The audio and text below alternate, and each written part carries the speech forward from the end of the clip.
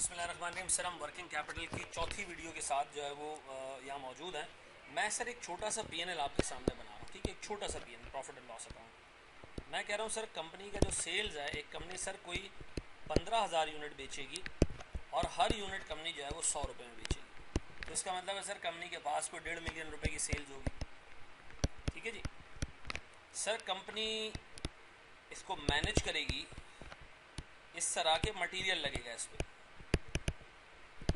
Consume होगा material 15,000 unit के, हर एक यूनिट पे सर 20 रुपए का मटेरियल लगेगा, तो सर ये कोई 3 लाख रुपए हो जाता है,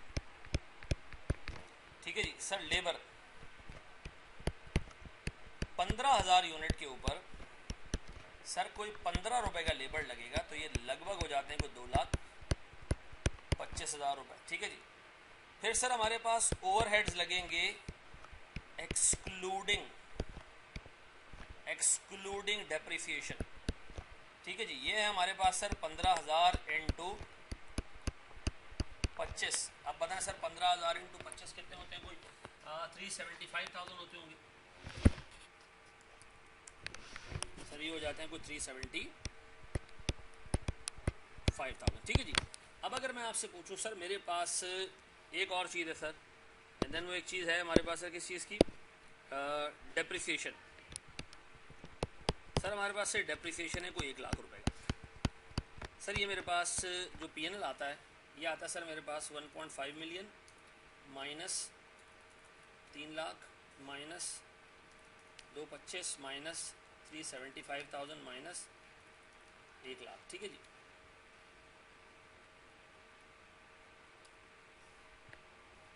ये आता है सर मेरे पास लगभग कोई 5 लाख रुपए का प्रॉफिट, ठीक है जी। अब एक चीज़ ना जहन में रखना, दिमाग में रखना, जो भी मैं सिखाने जा रहा हूँ अपने भेजे में बिठा लेना।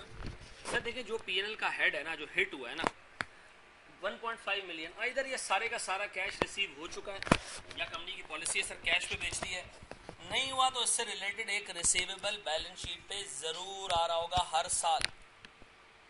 अगर टाइम लगे सर, ट्रांजैक्शन और सेटलमेंट में टाइम है, तो सर याद रखिएगा कंपनी के पास रिसीवेबल हमेशा आ रहा होगा, और ये डिपेंड करता है कि कंपनी क्या पॉलिसी ऑप्ट करके बैठी, ठीक है जी। मटेरियल सीधी सी बात है सर, हमने जितना मटेरियल कंज्यूम किया, ये कंज्यूम्ड है। मैं अज्यूम करूँ हमने परचेज इतना किया होगा, ठीक है जी, और फिर मैं अज्यूम करूँ मैंने सारे परचेज की पेमेंट भी कर दी है।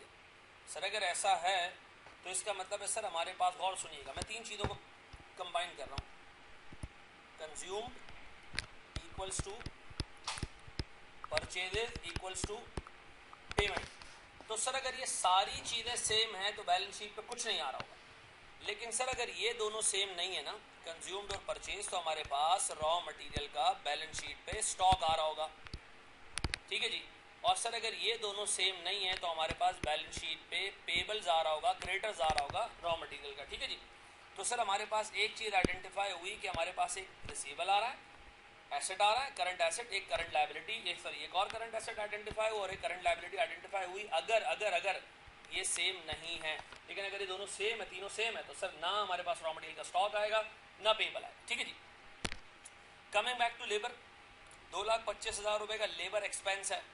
अब सर सीधी सी बात है सर, या तो ये एक्सपेंस 100% पे हो चुका है, ठीक है जी, या तो एक्सपेंस 100% पे हो चुका है, एक्सपेंस बराबर है पेमेंट की, इन दोनों की बात कर रहा हूँ मैं, लेबर और ओवरहेड दोनों की। या तो एक्सपेंस अगर पेबल के बराबर, पेमेंट के बराबर है, तो इसका मतलब है सर कोई पेबल नहीं आ रहा, और अगर नहीं है तो सर हमारे पास एक पेबल इससे रिलेटेड भी आ रहा होगा। याद रखना सर, डेप्रिसिएशन एक कैश फ्लो को रिप्रेजेंट नहीं करता, पेबल रिसीवेबल को रिप्रेजेंट नहीं करता, इससे रिलेटेड वर्किंग कैपिटल में कोई कंपोनेंट नहीं आएगा ऐसा। अब अगर मैं आपसे पूछूं, अगर मैं आपको बताऊं, इनफैक्ट क्या बताऊं जनाब, कंपनी की पॉलिसीज, नंबर 1 सर कंपनी के जो डेटर्स हैं वो सर 2 महीने बाद पैसे देते हैं, 2 मंथ्स, इसको मैं 60 डेज कह दूं, ठीक है जी। नंबर 2, फिर मैं आपको बता रहा हूं सर कंपनी अपने रॉ मटेरियल के क्रेडिटर्स को 30 दिनों में पैसे देती है, ठीक है जी। कंपनी अपने मजदूरों को वेजेस पेबल, अपने मजदूरों को 20 दिनों में पैसे देती है। कंपनी अपने ओवरहेड्स के लिए पेमेंट एक्सपेंस के जनरली 15 दिन बाद करती है। अक्सर ऊपर जाए बैलेंस शीट पे जाए, सर पीएनएल पे जाए। कितने हेड है पीएनएल में? कितने हेड है पीएनएल में? एक। कितने हेड है पीएनएल में सर? कितने हेड है देखें जरा। ओहो सर, ला हौला वला कुव्वता इल्ला बिल्लाह। Sir sales 1, material 2, labour 3, overheads 4। याद रखिएगा सर ये एक्सपेंसेस आ रहे हैं, सारे एक्सपेंसेस हैं सर। सीधी सी बात है, इनकी पेमेंट भी अगर उसी वक्त हुई है ना तो हमारे पास कोई पेबल नहीं आना चाहिए, कोई रिसीवेबल नहीं आना चाहिए। याद रखिएगा कि पीएनएल के हर हेड से रिलेटेड एक रिसीवेबल या पेबल होता है। सेल्स से रिलेटेड क्या आ रहा होगा? रिसीवेबल। मटेरियल से रिलेटेड क्या आ रहा होगा? रॉ मटेरियल के क्रेडिटर। लेबर से रिलेटेड क्या आ रहा होगा? Wages payable. ओवरहेड से रिलेटेड क्या आ रहा होगा? Payable for overheads. हर एक ऊपर जितने भी हेड्स आ रहे हैं पीएनएल में सिवाय डेप्रिसिएशन के, every head would have a receivable or a payable, receivable or a payable। since ऊपर के एक्सपेंसेस अगर सर पेमेंट को मैच नहीं कर रहे, ऊपर के इनकम्स अगर कैश को मैच नहीं कर रहे, तो सर रिसीवेबल पेबल लाजमी आएगा। तो सर हमारे पास किसी भी कंपनी में अगर इस तरह का एक पीएनएल बना हो छोटा सा, तो ये 4 कंपोनेंट रिसीवेबल पेबल में जरूर आ रहे हैं। डन। इसके अलावा हमारे पास सर 5वीं चीज, सर हमारे पास स्टॉक आ रहा होगा। स्टॉक हमारे पास रॉ मटेरियल का भी होगा। सर इस कंपनी का रॉ मटेरियल का स्टॉक की आदत है कि ये कंपनी 30 डेज का स्टॉक मेंटेन करती है, ठीक है जी। सर फिनिश गुड्स, सर ये कंपनी 40 दिन बाद स्टॉक को बेचती है। जब गुड्स कंप्लीट हो जाते हैं उसके 40 दिन बाद जाके बिकते हैं फिनिश गुड्स, ठीक है जी। WIP सर 15 दिन, 15 डेज सर हमारे पास प्रोसेसिंग टाइम है। 15 डेज हमारे पास प्रोसेसिंग टाइम है, ठीक है जी। और WIP की एवरेज स्टेज ऑफ कंप्लीशन 50% होती है, ठीक है जी। यानी आप किसी भी वक्त सर अगर घुसते हैं उसमें फैक्ट्री में, तो आपको नजर आएगा कि कुछ यूनिट ज़्यादा कंप्लीट है, कुछ कम कंप्लीट है, कुछ बहुत ही कम कंप्लीट है, कुछ बहुत ज़्यादा कंप्लीट है, लेकिन एवरेज कंप्लीशन सबकी 50% के करीब होगी, ठीक है। अब बताएं सर हमारे पास कोई 4 रिसीवेबल्स एंड पेबल्स आ गए, 3 हमारे पास स्टॉक आ गए, ठीक है जी। छठी चीज सर हमारे पास कैश है। बाद का sir company as a policy अपने पास कैश मेंटेन करती है। सर इस कंपनी की आदत से 15,000 रुपये अपने पास कैश मेंटेन करेगी हर वक्त बिला वजह, ठीक है जी।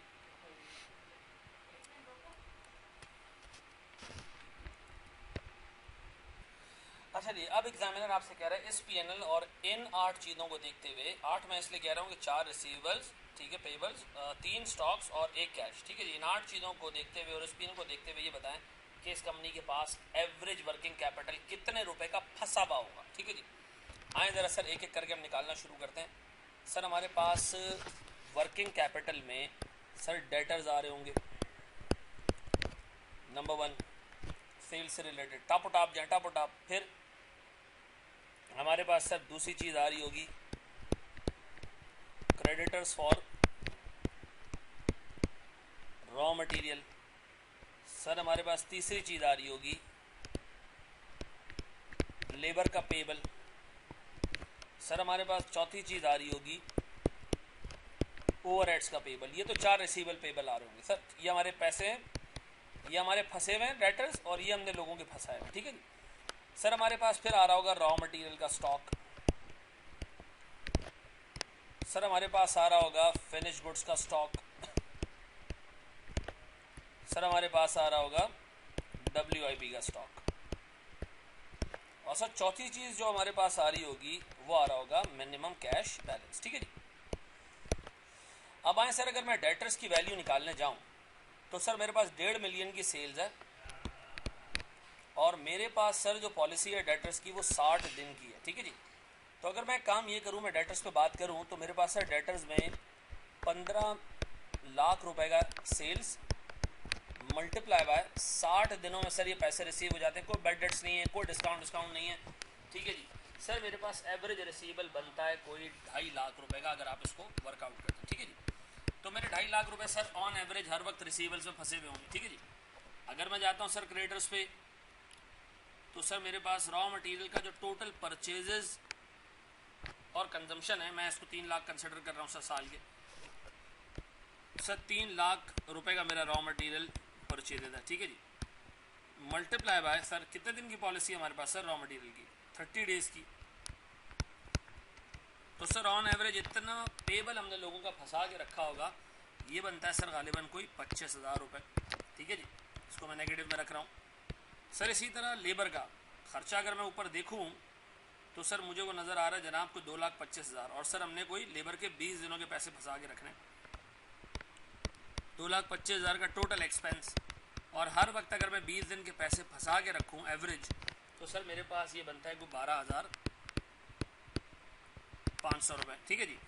ओवरहेड सर मेरे पास आ रहे हैं ऊपर को 3,75,000 रुपये, अगर आप ऊपर जाके चेक करें सवाल को पॉज करके, ठीक है जी। मेरे पास सर इसमें जो डेज आ रहे हैं वो 15 आ रहे हैं, और ये मेरे पास सर लगभग बनते हैं कोई 15,625। ये 3 पेबल से जिनको मैंने क्या किया सर नेगेटिव में शो किया, ठीक है जी। अब मैं आपसे जानना चाह रहा हूँ प्यारे भाई, मेरे पास अगली चीज़ आ रही है, क्या चीज़ सर? रॉ मटेरियल का स्टॉक, ठीक है जी। यहाँ के खोल के देखिएगा सर इसको,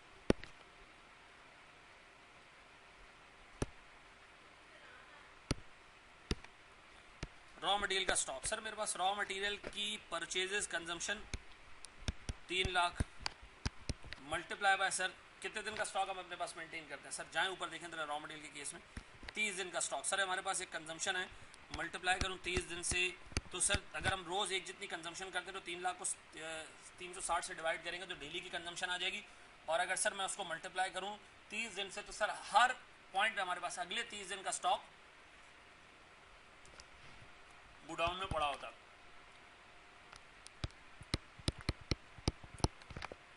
जो सर 25,000 फिनिश गुड्स बनाने में मटेरियल, लेबर, ओवरहेड सब लगता है, तो सर मैं पूरी मैन्युफैक्चरिंग कॉस्ट पिक करूंगा, यानी cost of goods sold pick करूंगा, और वो बनती है सर मेरे पास 3,02,25 और 3,75 मिला के कोई 9 लाख रुपए की।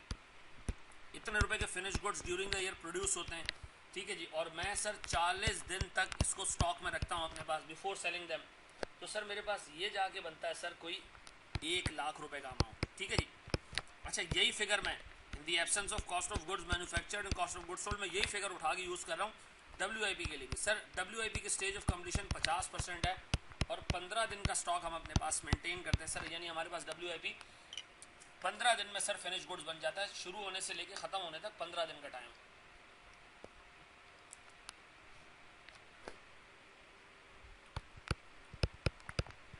सर ये आ रहा है 18,750 मिनिमम कैश बैलेंस सर। 15,000 हमारी कंपनी की रिक्वायरमेंट है, तो सर हमने 15,000 रुपये अपने पास रखे, ठीक है जी। अब बताएं सर अगर मैं इन सबको एडअप करता हूँ तो ये बनता है कोई 3,55,625। देखें आपके पास सर सवाल बेहद लंबे लंबे सवाल हैं, बेहद लंबे लंबे, रिक्वायरमेंट यही सॉल्व ऐसी होने। तो सर